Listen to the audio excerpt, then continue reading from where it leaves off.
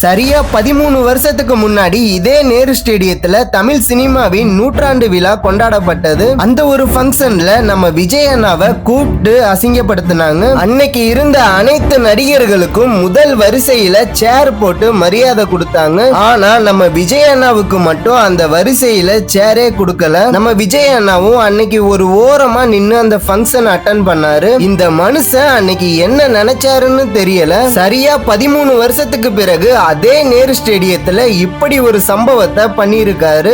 C Joseph Vijay எனும் நான்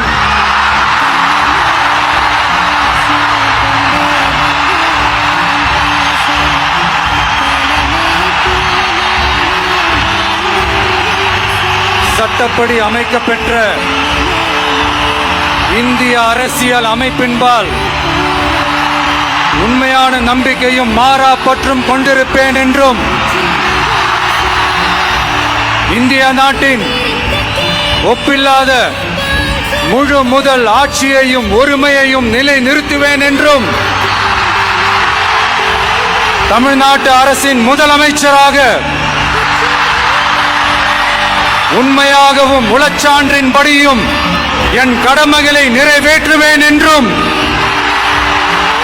அரசியல் அமைப்பிற்கும் சட்டத்திற்கும் இணங்க அச்சமும் ஒருதலை சார்பும் இன்றி விருப்பு வெறுப்பை விலக்கி பலதரப்பட்ட மக்கள் அனைவருக்கும் நேர்மையானதை செய்வேன் என்றும் ஆண்டவன் மீது ஆணையிட்டு உறுதிமொழிகிறேன்.